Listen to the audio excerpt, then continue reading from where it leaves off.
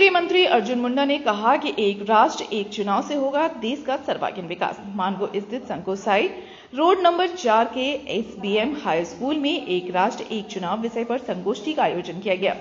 कार्यक्रम के मुख्य अतिथि के रूप में पूर्व केंद्रीय मंत्री अर्जुन मुंडा, विशिष्ट अतिथि के रूप में भाजपा जिलाध्यक्ष सुधांशु ओझा, भाजयुमो जिलाध्यक्ष नीतीश कुमार समेत अन्य गणमान्य लोग उपस्थित हैं। स्कूल के शिक्षक गण और छात्र छात्राओं ने भी कार्यक्रम में भाग लिया। अपने संबोधन में अर्जुन मुंडा ने कहा कि एक राष्ट्र एक चुनाव से देश का सर्वांगीण विकास संभव है। इससे न केवल आर्थिक सुधार होंगे बल्कि लोकतंत्र की नींव भी मजबूत होगी। उन्होंने बताया कि बार बार चुनाव होने से न सिर्फ करोड़ों रुपए खर्च होते हैं बल्कि कामकाज भी प्रभावित होता है। उन्होंने कहा कि चुनाव आयोग द्वारा लागू की जाने वाली आदर्श आचार संहिता के चलते विकास कार्यों में रुकावट आती है, जिससे शासन की कार्यक्षमता प्रभावित होती है। से मुक्त होकर 1947 में देशवासियों के लिए आजादी का दिवस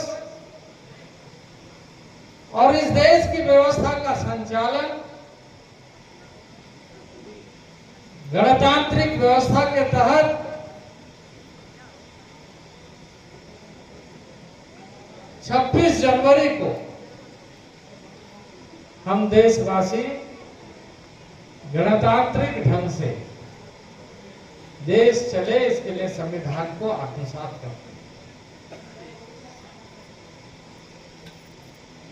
देश की सार्वभौमिक व्यवस्था में जनता को केंद्र में रखते हुए यह राष्ट्र लोकतांत्रिक राष्ट्र का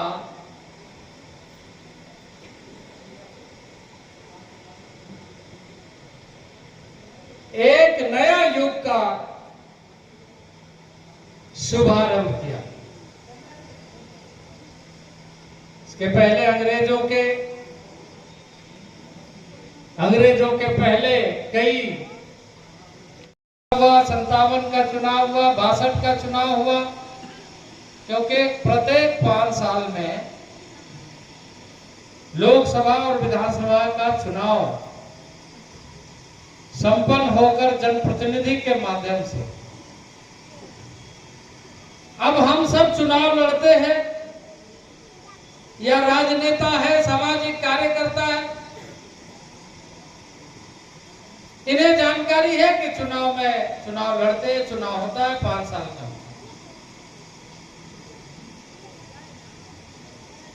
पर चुनाव क्यों होता है?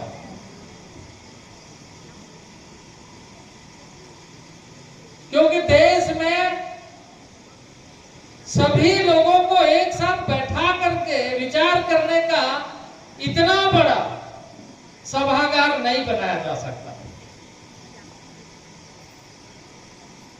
इसलिए उसके प्रतिनिधि हो, उस क्षेत्र के जनता के भावनाओं के अनुसार प्रतिनिधि चुने जाए और वो अपनी बातों को इस ढंग से कहे कि देश हित में, राष्ट्र हित में और जनहित में हो रही।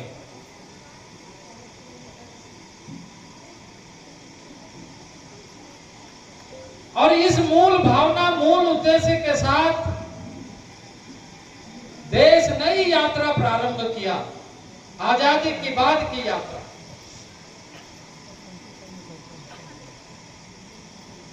और उस आजादी के बाद की यात्रा में बढ़ते बढ़ते जो मूल उद्देश्य है, उस मूल उद्देश्य के कई बिंदु ऐसे जनता का है, क्योंकि जनता के माध्यम से जनता के तिजोरी में जमा होता है, पर व्यवस्था के नाम से हमें बड़ी राशि चुनाव में खर्चा करते हैं। और जो आंकड़े आए हैं आप लास्ट चुनाव के दृष्टि से, इस देश में चुनाव का खर्चा 1,35,000 करोड़ है। 1,35,000 करोड़ चुनाव में खर्चे होते हैं। अब 1,35,000 चुनाव में यदि खर्चा होता है और उस पैसा को यदि हम बचाने में सफल हो जाते हैं, चुनाव में खर्चा तो हो गई, लेकिन उसमें से हम यदि पैसा को बचा सकते तो इस देश में हर 5 साल में 50 नया IIT इस देश में हम खड़ा कर सकते हैं, 50 नया मेडिकल कॉलेज खड़ा कर सकते हैं, 50 नया मैनेजमेंट कॉलेज खड़ा कर सकते हैं, और उस कॉलेज में, उस इंस्टीट्यूट में हमारे ऐसे विद्यार्थी नया भारत बनाने का संकल्प लेकर उस मूल भावना को पूरा कर सकते हैं। इसलिए राष्ट्र प्रथम की भावना को लेकर आज यहाँ पर हम चर्चा कर रहे हैं कि ऐसे चीज़ों का समाधान कैसे हो सकता है। तो मैंने जैसे कहा कि कानून बनाने से पहले हमारे वो केंद्र में रह करके भविष्य का भारत बनाना चाहते हैं, और वो सत्ता को केंद्र में रह करके सत्ता का आनंद लेने के लिए सत्ता में आना चाहता है। ये एक मापदंड हमारे और उसके बीच में दिख, ये संविधान से जुड़ा हुआ एक पक्ष है, क्योंकि जब आप गणतांत्रिक व्यवस्था को देखेंगे, चाहे वो